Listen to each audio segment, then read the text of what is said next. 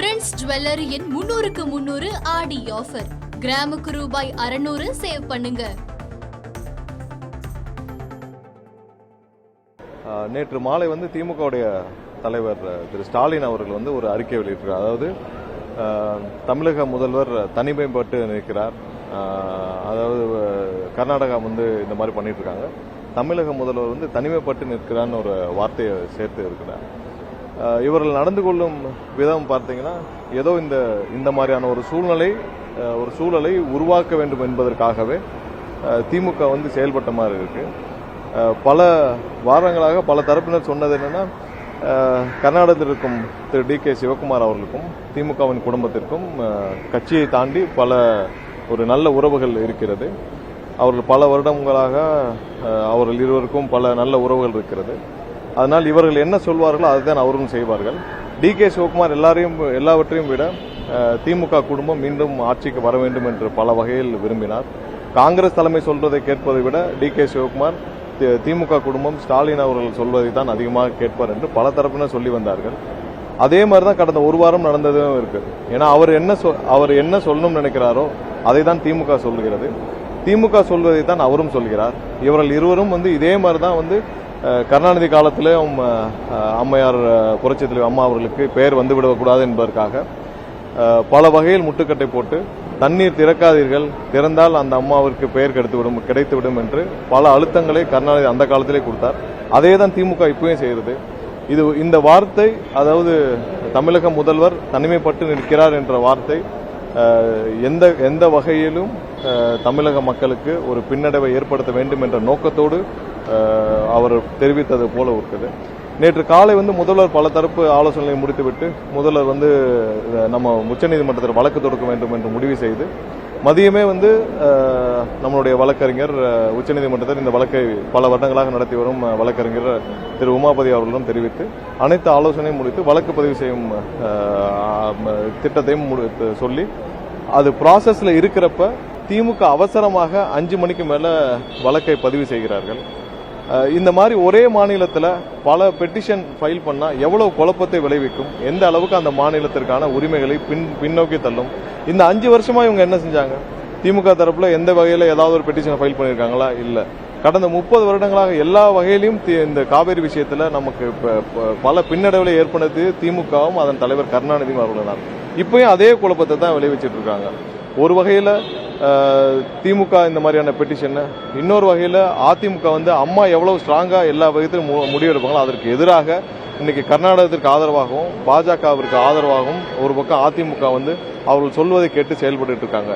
So இந்த மாதிரியான ஒரு சூழ்நிலையில் கண்டிப்பாக தமிழக மக்களின் உரிமையை காக்க நாளை உச்சநீதிமன்றத்தில் முதல்வருடைய உத்தரவின் பேரில் வழக்கு பதிவு செய்யப்பட உள்ளது.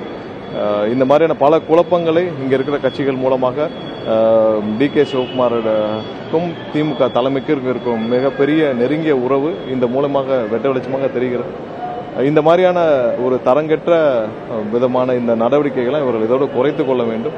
முதல்ல உங்களுடைய வேலையை பாருங்க. மக்கள் உங்களுக்கு என்ன தீர்ப்பு அளித்தார்களோ அதை முதல்ல நீங்க ரியலைஸ் பண்ணுங்க.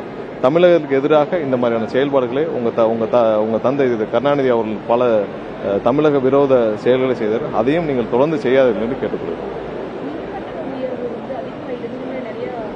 இல்ல, அது சம்பந்தமா நேற்று மின்சார வாரியம் தரப்பாக ஒரு அறிக்கை கொடுக்கப்பட்டுள்ளது. நம்ம ரீஅசஸ் 15,000 பண்ணியிருக்கோம். நேற்று இதுவரை 15,000 நேற்று மதியம் வரை பண்ணப்பட்ட அறிக்கையில் அதுல 100 தான் மிஸ்மேட்ச் இருக்கு. மீண்டும் மற்ற எதெல்லாம் உயர்வாக காணப்பட்டது 3 மடங்கு 4 மடங்கு உயர்வாக இருக்குதோ அது எல்லாவற்றுக்கும் சேர்த்து இன்னொரு ஒரு வாரத்துக்குள்ள முடிக்கப்படும். பெரிய மிஸ்மேட்ச் இல்லை. 2 நாளைக்கு முன்னாடி வரைக்கும் தண்ணியே இல்லை, தமிழ்நாட்டுக்கு தண்ணியே இல்லைன்னு நேற்று மழை பொழிவு உடனே கபினி டேம் திறக்கிற அளவுக்கான தண்ணி இல்லை. அது மட்டும் நமக்கு பத்தாது. ஏன்னா நமக்கு 3500 டிஎம்சி 3500 கியூபிக் செகண்ட்ஸ் நமக்கு கனஅடி நமக்கு திறக்கணும்னு சொல்லி உத்தரவு கொடுக்கப்பட்டிருந்தது. அதையும் தாண்டி நமக்கு 17 டிஎம்சி நமக்கு வர வேண்டிய உரிமை இருக்கு. கடந்த 3-4 மாதங்கள் நமக்கு வர வேண்டிய உரிமை 17 டிஎம்சி இருக்கு.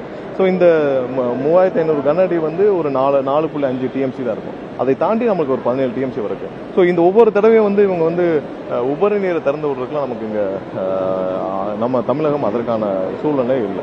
நமக்கு தேவையான உரிமை எங்க அவங்க காவிரி மேனேஜ்மெண்ட் கமிட்டியில் என்ன கொடுக்குறாங்க, ரெகுலேஷன் கமிட்டியில் என்ன கொடுக்குறாங்களோ அதை அவங்க திறந்து விடணும். ஸோ இதை ஒவ்வொரு வருஷம் நம்ம இதை ஃபேஸ் பண்ணிட்டே இருக்கும்போது அதற்கான வலுவான வழக்காக அது பதிவு செய்யப்படும். அது இல்லாமல் ஒரு நீண்ட நாட்களாக நமக்கு தேவையான உரிமையை நிலைநாட்டுவதற்கும் தேவையான வழக்குகள் பதிவு செய்யப்படும். நம்ம முதல்வர் பல வழிகளில் இதற்கு சுமூகமாக தீர்வு காண எல்லா முயற்சிகளும் மேற்கொண்டார். ஆனால் எல்லா வகையிலும் டி.கே. சிவகுமாருடன் சேர்ந்து கொண்டு இந்த திமுக குடும்பம் ஏதாவது ஒரு வகையில் முட்டுக்கட்டை போடுவதற்கான முயற்சி இருந்தால் அது நேற்று நேற்று ஒரே நாள் இவர்கள் செய்த எல்லா விஷயத்தையும் பார்த்தால் உடனே வழக்கு உச்சநீதிமன்றத்தில் தாக்கல் செய்யப்பட்டது. அதற்கு அடுத்து உடனே இமீடியட்டா அடுத்து தனிமைப்பட்டு நிற்கிறான்ற ஒரு வார்த்தையை போடுவது எந்த வகையில் தமிழகத்திற்கு எவ்வளவு பெரிய ஒரு தலைகுனிவை ஏற்படுத்தும் இந்த வார்த்தை. அது இல்லாமல் டி.கே. சிவகுமாருக்கு இது எவ்வளவு பெரிய ஒரு நன்மதிப்பை ஏற்படுத்தி கொடுக்கும் அந்த வகையில் திமுக செயல்பட்டு இருக்கிறது. அதுக்கு எங்களுடைய கடுமையான கண்டனத்தை தெரிவிக்கிறோம். எல்லா கட்சிகளுமே கர்நாடகா போக வேண்டாம் தான் சொன்னாங்க. இல்ல, நம்மளுடைய வழக்கு தாக்கல் செய்யும் விஷயம் கண்டிப்பாக செய்ய போறோம். அது இல்லாமல் இதுக்கு உடனடியாக தீர்வு எப்படி வேணும்? நமக்கு 29 நமக்கு திறந்து விடணும்னு சொல்லிட்டு 3500 கண்ணாடி திறந்து விடணும்னு சொல்லிட்டு ரெகுலேஷன் கமிட்டி கொடுத்துருக்காங்க. நம்ம உடனே திறக்க முடியாதுன்னு சொல்றாங்க. அதுக்கு என்னென்ன வகையில் தீர்வு காண முடியுமோ அனைத்தையும் மக்களுக்காக எவ்வளவு இறங்கி போகணுமோ முதல்வர் செய்வார். நம்ம வழக்கு தாக்கல் செய்வதை அடுத்து நம்ம சுமூகமான உறவையும் நம்ம சரி செய்யணுன்ற முயற்சிகள் முதல்வர் கண்டிப்பாக ஈடுபட்டார். ஆனால் எல்லா வகையிலும் இவர்கள் முட்டுக்கட்டை போடுறாங்க. எல்லாத்தையும் தாண்டி நம்ம இதுக்கு என்ன தேவை அதை செய்யணும்.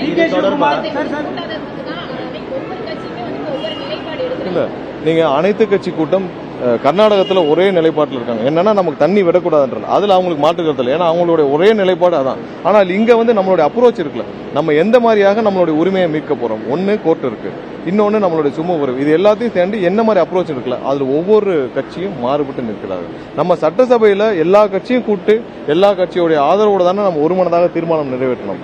அடுத்த நாளே அதிமுக மாத்தி பேசுறாங்க. அங்க தூங்கிட்டு இருந்தாங்களா? எடப்பாடி அங்கதான் இருந்தாரு, அவங்க கட்சி அக்ரி கிருஷ்ணமூர்த்தி எல்லாரும் அங்கதான் இருந்தாங்க. அங்க எல்லாம் தலையாட்டி ஒருமனதாக தீர்மானம் நிறைவேற்றும் வரை எல்லாம் தலையாட்டிட்டு இப்ப எதுக்காக உயர்நீதிமன்றம் இல்ல அப்ப அந்த தீர்மானம் குறித்து அனைத்தையும் அங்கே விவாதிக்கப்பட்டது. அதுல எல்லாமே சொல்லப்பட்டது. எதிர்ப்பு தெரிவிக்க வேண்டும் என்றால் அங்கேயே தெரிவிச்சிருக்கலாம். அங்கே எல்லாவற்றையும் கேட்டுதான் ஆதரவு தெரிவிச்சாங்க. அங்கேயே எல்லாருக்கும் பேசுறதுக்கான வாய்ப்புகள் கொடுக்கப்பட்டுச்சுல, எல்லாரும் பேசினாங்கல்ல. அப்ப ஏன் கடந்த வாரம் ஒரு 4 நாளைக்கு முன்னாடி போய் அந்த தீர்மானத்தை இவங்களும் ஆதரவாக நிறைவேற்றப்பட்ட தீர்மானத்தை எதிர்த்து எதுக்கு உயர்நீதிமன்றத்தில் வழக்கு தொடுக்கும்? இவர்கள் வழக்கு தொடுக்கிறார் உயர்நீதிமன்றத்தில். அடுத்த 2 நாள்ல இவங்க உச்சநீதிமன்றத்தில் திமுக ஒரு பெட்டிஷனை போடுறாங்க. சோ இது எல்லாத்துக்கும் யாருக்கு பின்னடைவு? தமிழக மக்களுக்கு தானே பின்னடைவு. முதல்வருக்கு இவங்க நெருக்கடி கொடுக்காத நினைச்சு தமிழக மக்களுக்கு எதிராக செயல்பட்டு இருக்காங்க. இப்படி இருக்கிற ஒரு இந்த நிலையில் இருக்கிற இவர்களை வைத்து நீங்க எப்படி அனைத்து கட்சி கூட்டத்தை கூட்டுறது? சோ அது தமிழக மக்களுக்கு என்ன வேணும் அதை தான் முதல்வர் செய்வாரே தவிர்த்து இந்த மாதிரியான இவர்கள் அரசியல் செய்வதற்காக முதல்வருக்கு நெருக்கடி கொடுப்பதாக நினைத்துக் கொண்டு தமிழக மக்களுக்கு எதிராக செயல்படுகிறார்கள். இல்ல, என்னென்ன முயற்சிகள் எடுக்க வேண்டுமோ முதல்வர் எடுத்துட்டு தான் இருக்கிறாரு. அதற்கான சூழ்நிலை எவ்வளவு நெருக்கடி கொடுக்க வேண்டுமோ அதை திமுகவும் திரு டி.கே. சிவகுமாரும் சேர்ந்து பண்ணிட்டு இருக்காங்க. ஒன்னும் இல்ல, ஒரு சிம்பிளான விஷயம் சொல்றோம். அதாவது எங்களுடைய எம்எல்ஏவை விலைக்கு வாங்கும் விஷயத்தில் பணம் பிடிபட்டது. எங்கிருந்து பிடிபட்டது? பெரும்பாலான பணங்கள் பெங்களூர்ல இருந்து தான் டிரான்ஸ்பர் பண்றது. எப்படி திமுக தலைமை திமுகவினர் பெங்களூர்ல இருந்து பணத்தை டிரான்ஸ்பர் பண்றதுக்கு பெங்களூருக்கு திமுக அவ்வளவு சேஃப் ஹெவனா இருக்கா? இல்ல பெங்களூர்ல இருந்து பணத்தை பதுக்கி வைக்கிறதுக்கான சூழ்நிலை ரொம்ப பாசிட்டிவா இருக்கா? இதுல இருந்தே எல்லாம் நிறைய முடிச்சுகள் அவுக்கப்படாமல் இருந்தது. நேற்று தெரியுது. ஏன்னா பெங்களூர்ல இருந்து இந்த எங்களுடைய எம்எல்ஏ பர்ச்சேஸ் பண்ற விஷயத்துல அந்த வழக்கு விசாரணையில பெங்களூர்ல இருந்து பெரும்பாலான பணங்கள் பிடிபட்டது. அங்கிருந்தா பெரும்பாலான பணங்கள் அங்க இருந்தா தான் அனுப்பப்பட்டுச்சு. சோ இதுல இருந்தே அப்ப இருந்தே ஒரு சந்தேகம் இருந்தது. அது இப்போ வலு சேர்க்கும் விதமாக அவர்களுக்கு மிகப்பெரிய ஆசீர்வாதம் டி.கே. சிவகுமாரோட இருக்கிறது. அதற்கு பெரிய உதவியாக அவரும் இருக்கிறார். இவர்களும் அதுக்கு தேவையானபடி நடந்து கொள்கிறார். இல்ல, அவர் காங்கிரஸ் தலைமை சொல்றதே கேட்கிற நிலைமையில் இல்லை. அவர் திமுக தலைமை சொல்றதான் கேட்கிற நிலைமை இருக்கார். இவர்கள் 2 பேருக்கும் அவ்வளவு ஒரு உட்புறம் அவ்வளவு ஒரு நல்ல உறவு இருக்குது. அவர் அங்க காங்கிரஸ் தலைமை சொன்னாலும் கேட்கிற நிலைமையில டி.கே. சிவகுமார் இல்ல. ஸ்டாலின் சொன்னா கேட்பார், இந்த குடும்பம் சொன்னா கேட்பார். இவர் 2 பேருக்கும் அவ்வளவு ஒரு நல்ல உறவு இருக்குது. அது என்னன்னு சொல்லி அவங்க தான் வெளியிடணும். எல்லா அமைச்சருக்கும் நிர்மல்குமார் தான் வாயா இருக்காரு. நீர்வளத்துறை அமைச்சர் ஏன் பேச மாட்டேங்கிறாரு அப்படின்னு சொல்லிட்டு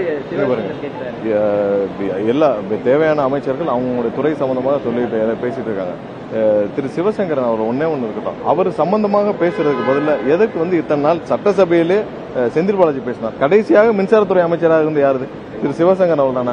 அவருக்கு பதில் நான் தான் எந்திரிச்சு சொன்னேன். அவர் ஏன் ரப்பர் ஸ்டாம்பான்னு கேட்ட பிறகு தான் இருக்கிறார். ஒன்னும் இல்ல, திரு சிவசங்கரன் அவரிடம் ஒரே ஒரு கேள்வி. அவருடைய காலகட்டத்தில் மின்சாரத்துறையில ஊழலே நடக்கலன்னு சொல்றாரா, டெண்டர் முறைகேடு நடக்கலன்னு சொல்றாரா? அப்படி நடந்திருந்தால் அவருக்கு தெரிஞ்சு நடந்தா தெரியும். இந்த ஒரு கேள்விக்கு அவர் பதில் சொல்லுங்கள். ஏன்னா அவருடைய காலகட்டங்கள் அவர் ஒரு சில ஆண்டுகளாக அவர் வந்து கடைசி ஆண்டு ஒரு 1.5 வருஷமா அவர் வந்து மின்சாரத்துறைக்கு அமைச்சராக இருந்தார். அவருக்கு எதுவுமே தெரியாதுன்னு எல்லாருக்கும் தெரியும். அதை நிழலாக இருந்து ஆபரேட் பண்ணது யாருன்னு எல்லாருக்குமே தெரியும். அந்த காலகட்டத்தில் டெண்டர் முறைகேடுகள் நடந்ததா நடக்கலையா? நடந்ததுன்னா அது யாரு? அவருக்கு அதுல உடன்பாடு இருக்கா? அவருக்கு தெரிஞ்சு நடந்தா தெரியாம நடந்ததா? இதெல்லாம் அவர் பதில் சொல்லுங்கள். அதற்கு தேவையான ஆதாரங்களை நாங்கள் கொடுக்கிறோம். நன்றி.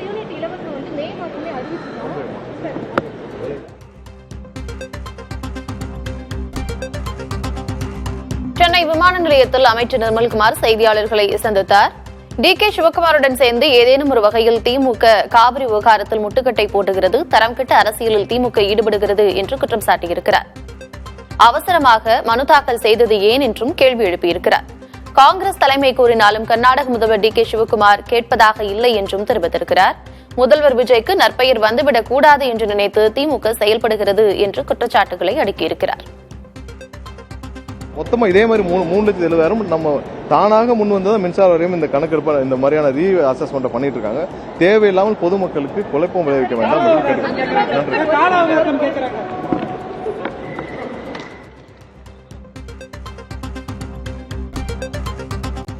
காங்கிரஸ் தலைமை கூறினாலும் கர்நாடக முதல்வர் டி.கே. சிவக்குமார் கேட்க மாட்டார் என்றும் முதல்வர் விஜய்க்கு நற்பெயர் வந்துவிடக் கூடாது என்று நினைத்து திமுக செயல்படுகிறது என்றும் குற்றம் சாட்டியிருக்கிறார் அமைச்சர் நிர்மல்குமார். ஆட்சியில் இருந்தபோது காவிரி விவகாரத்தில் திமுக என்ன செய்தது என்றும் கேள்வி எழுப்பியிருக்கிறார். தற்பொழுது அவசரமாக மனு தாக்கல் செய்தது ஏன் என்றும் கேள்வி எழுப்பியிருக்கிறார். பிரின்ஸ் ஜுவல்லரியின் 300க்கு 300 ஆடி ஆஃபர். கிராமுக்கு ரூபாய் 600 சேவ் பண்ணுங்க.